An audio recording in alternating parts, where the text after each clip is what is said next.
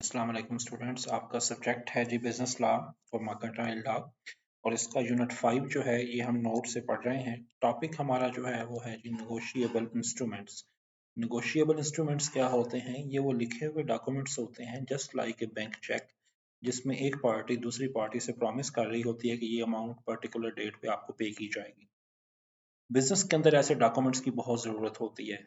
उसकी वजह ये है, अगर हम इनकी फीचर्स की बात करें, ये इजीली ट्रांसफरेबल होते हैं। एक बंदे से वो डॉक्यूमेंट दूसरे बंदे से ट्रांसफर किया जा सकता है, क्योंकि बिजनेस का सारा लेन देन जो है वो कैश की बेस पे नहीं होता। सो वो नीड नेगोशिएबल इंस्ट्रूमेंट्स।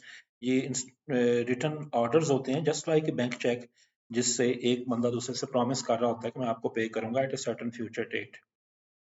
जो उसको होल्ड कर रहा होता है उसका राइट होता है। अगर मैं आपको लिख के चेक दे रहा हूँ कि मैं 1 महीने बाद आपको अमाउंट पे करूंगा, तो आप जो होल्डर ऑफ चेक हैं जिनको मैं दे रहा हूँ, आपका राइट है महीने बाद वो पेमेंट वसूल करने का। Transfer of a better title, एक बेटर टाइटल आपको ट्रांसफर हो जाता है। एक प्रॉमिस मैं कर रहा होता हूँ, एक ऑर्डर होता है जिसमें मैं आपको पे करने का कर रहा होता हूँ, और एक सर्टन अमाउंट इसमें स्पेसिफाई की जाती है। और जितने भी नेगोशिएबल इंस्ट्रूमेंट है ये हमेशा राइटनिंग में होते हैं। तो अभी हम इनकी टाइप्स पढ़ते हैं। नेगोशिएबल इंस्ट्रूमेंट बेसिकली बुनियादी तौर पे 3 तरह के हैं। प्रॉमिसरी नोट, जिसमें 2 पार्टीज होते हैं, और एक प्रॉमिसरी नोट जनरली इशू किए जाते हैं जब आपने किसी का लोन वापस करना और लोन लिया हो। आप 30 40 50 दिन की डेट उस पर लिख के उस बंदे को दे देते हैं कि ये अमाउंट मैंने आपसे लिया, मैं आपसे प्रॉमिस करता हूँ कि मैं 1 महीने 2 महीने या जो भी डेट हो उस पर ये अमाउंट आपको पे करूंगा विद इंटरेस्ट या विदाउट इंटरेस्ट। वो आप टर्म्स एंड कंडीशन में तय कर सकते हैं। ये उसके की फीचर्स हैं जी। राइटनिंग में होना चाहिए, अनकंडीशनल होना चाहिए, जिसने बनाया उसके साइन हो, सर्टन मेकर हो, सर्टन पेई हो जिसने वसूल करना है, अमाउंट स्पेसिफाइड हो, करेंसी स्पेसिफाइड हो। उसके अलावा जो second type of negotiable instrument है उसे बिल ऑफ एक्सचेंज कहते हैं। बिल ऑफ एक्सचेंज में 2 के बजाय 3 पार्टीज हो जाती हैं। ये भी राइटनिंग में होना चाहिए, अनकंडीशनल ऑर्डर टू पे होना चाहिए, साइन बाय द ड्रार यानी जो इशू करे उसका साइन होना चाहिए, सर्टन ड्राई होना चाहिए जिसको कहा जा रहा है कि आप ये बिल ऑफ एक्सचेंज जो दिखा रहा है उसको पेमेंट कर दें, और पे ही वो पर्सन होता है जिसने पेमेंट वसूल करनी होती है। एक सर्टन सम होता है, पाकिस्तानी करेंसी में होनी चाहिए। और बिल ऑफ एक्सचेंज की एक टाइप है cheque. Cheque bill of exchange ही होता है जिसमें हम मिसाल के तौर पे अगर मिस्टर ए ने बी को पेमेंट करनी है तो ए एक चेक लिखता है। सपोज 5,000 पे करना है तो ए का नाम लिखता है, 5,000 की अमाउंट लिखता है, और अपने बैंक की चेक बुक उसके पास होती है, उससे कहता है कि ये बैंक से जाके पैसे ले लो। तो cheque is a type of bill of exchange. So primarily there are only 2 types of negotiable instrument, जिसे प्रॉमिसरी नोट या बिल ऑफ और साथ बिल ऑफ एक्सचेंज कहते हैं। यहाँ पे प्रॉपर डेफिनेशन भी दी हुई है प्रॉमिसरी नोट की, इसकी रीडिंग आप कर लीजिएगा। इस तरह बिल ऑफ एक्सचेंज की भी रीडिंग कर लीजिएगा, उसी तरह डेफिनेशन दी हुई है। और इनका डिफरेंस जो है वो यहाँ पे बयान किया गया है। प्रॉमिसरी नोट के अंदर नंबर ऑफ पार्टीज 2 होती हैं, एक बिल नोट बनाने वाला और एक उसका वसूल करने वाला, जबकि बिल ऑफ एक्सचेंज में ये पार्टीज 3 होती हैं, ड्रार, ट्राई एंड पे। मेकर एंड पेई जो होते हैं वो जो नोट सेम पर्सन नहीं हो सकते, यहाँ पे हो सकते हैं। Promise of order, promissory note में नॉर्मली प्रॉमिस हो रहा होता है कि मैं आपको एक खास अमाउंट पे करूंगा। बिल ऑफ एक्सचेंज की सूरत में ये एक ऑर्डर होता है उस बंदे के नाम के, जैसे बैंक के नाम मैं लिख दूं एक चेक कि आप इस फलां मसलन मिस्टर बी को एक खास अमाउंट पे कर दें। लाइबिलिटी ऑफ मेकर होती है जी प्रॉमिसरी नोट की सूरत में। यहाँ पे जो बिल ऑफ एक्सचेंज बना रहा है उसकी लाइबिलिटी सेकेंडरी होती है, असल में पे उस बैंक ने करना होता है। तो बाकी भी पॉइंट्स ऑफ डिफरेंस यहाँ पे बयान किए गए हैं, उनको आप देख लें। कोई सी भी 10 पॉइंट ऑफ व्यू आप देख लें for the purpose of paper. Bill of exchange की एक टाइप, जैसे मैंने आपको बताया, चेक है, और चेक आपको पता है बैंकिंग ट्रांजैक्शंस में यूज किया जाता है। उसको आप देख लें। मैं जरा यहाँ पे एक चीज आपको बता दूं कि ये 2 3 टर्मिनोलॉजीज बार बार यहाँ पे अपेयर हो रही होंगी। इनमें से एक टर्मिनोलॉजी है ड्रार की। ड्रायर का मतलब वो होता है बिल ऑफ एक्सचेंज में जो बिल ऑफ एक्सचेंज लिख रहा है। एक टर्मिनोलॉजी यूज होती है ड्राई। ड्राई का मतलब वो पर्सन है जिसने पेमेंट करनी होती है, और पेई का मतलब वो पर्सन है जिसने पेमेंट वसूल करनी होती है। These are 3 persons in a bill of exchange transactions. तो चेक भी क्योंकि उसकी एक टाइप है और ये स्पेसिफिक बैंक के नाम ड्राफ्ट किया जाता है।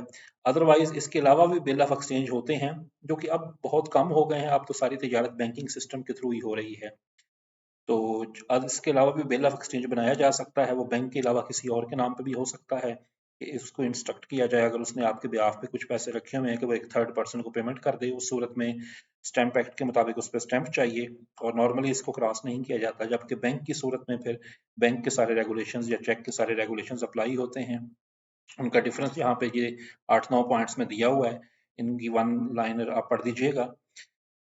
चेक की आगे फिर जैसे मजीद वजाहत की गई है चेक क्या है, अगर उसकी काइंड्स हमने बात करनी हो तो चेक में एक तो होता है ड्रार, वो पर्सन जिसका अकाउंट होता है जो चेक लिखता है। एक होता है ड्राई, ड्राई कहते हैं वो बैंक जिसके नाम चेक लिखा जाता है, और पेई वो पर्सन जिसने को पेमेंट वसूल करनी होती है। चेक की कई टाइप्स हैं। एक ओपन चेक होता है जिसको पे आप अमाउंट लिख के साइन करके उस बंदे को दे देते हैं, और आप उसकी भी आगे फर्दर दो टाइप्स बयान की गई। एक बेरर चेक है जिसमें जो आप उस बंदे का नाम नहीं लिखते, जिस जो चेक लेके जा रहा है वो किसी भी बैंक में जाके वो अमाउंट ले सकता है आपके अकाउंट से। इस तरह ऑर्डर चेक होता है, उस सूरत में ये होता है कि आप जो authenticity of holder of cheque है उसको चेक करना होता है, तो आप नॉर्मली उसका नाम लिख देते हैं। फिर चेक की दूसरी टाइप में डिस्कशन होती है क्रॉस चेक की। क्रॉस चेक में आप क्रॉसिंग करते हैं कि चेक के कोने पे इस तरह दो लाइनें लगा देते हैं, तो ये क्रॉस चेक बन जाता है। पर्पस ऑफ क्रॉसिंग ये होता है कि जब क्रॉस चेक आप किसी बंदे को दें तो वो काउंटर से जाके बैंक से पैसे वसूल नहीं करता, हमेशा उसके अकाउंट के अंदर वो पैसे जमा होते हैं।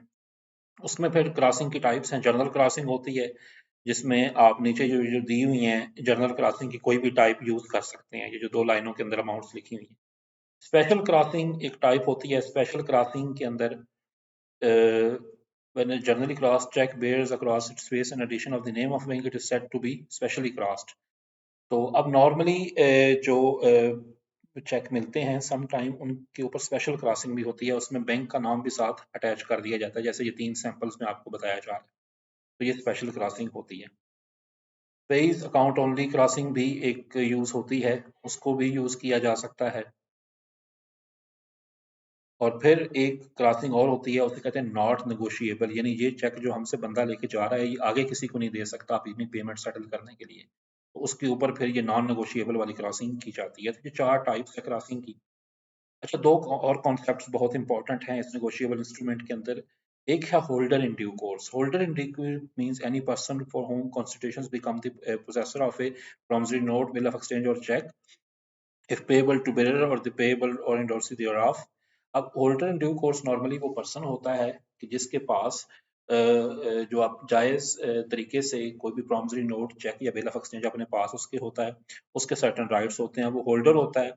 पोजेशन ऑफ इंस्ट्रूमेंट का under legal title lawful constitution के अगेंस्ट उसे मिलता है। जैसे कोई बंदा आप किसी को मिसाल के तौर पे आप अपनी गाड़ी किसी से खरीदें और उसे 10 लाख का एक चेक दे दें, तो जो इस बंदे के साथ आपकी जो ट्रांजैक्शन होगी जिसके पास चेक होगा वो होल्डर इन ड्यू कोर्स होगा, और उस पर डेट होल्डर बिफोर मेच्योरिटी की हो। मिसाल के तौर पे चेक में मैंने डेट लिखी है कि अगले 10 दिन के अंदर इसे पेमेंट हो जाए, 10 दिन बाद की डेट लिखी है, तो 10 दिन के अंदर अगर उसे मैं दे देता हूँ तो वो होल्डर इन ड्यू कोर्स और कंप्लीट और रेगुलर ऑर्डर हो, चेक मैंने साइन किया हो, प्रॉपर उस पर डेट लिखी हो और उस तरह की चीजें ना हो, और होल्डर इन गुड फेथ हो। उसके फिर प्रिविलेजेस होती हैं, यानी आप समझ लें कि होल्डर इन ड्यू कोर्स के राइट्स होते हैं। उन राइट्स में वो ये है कि वो बेटर टाइटल रिसीव करता है, ट्रांसफर्स गुड टाइटल उसको होता है, वो कोर्ट केसेस में अपने आप को स्टैब्लिश कर सकता है। इनकम्प्लीट अगर स्टैम्प्ड हो तो उस सूरत में वो नहीं कर सकता। प्राइवेट पार्टीज से मिसाल के तौर पे एक चेक आगे 3-4 पार्टीज तक भी चलता जाए तो जो होल्डर इन ड्यू कोर्स है वो उसके अगेंस्ट फिर केस में कोर्ट में जा सकता है। फिक्टिशियस बिल अगर उसे को दे दे, लेकिन अगर उसकी जायज अमाउंट है तो वो अगेन उसके पास राइट टू सू हमेशा रहता है।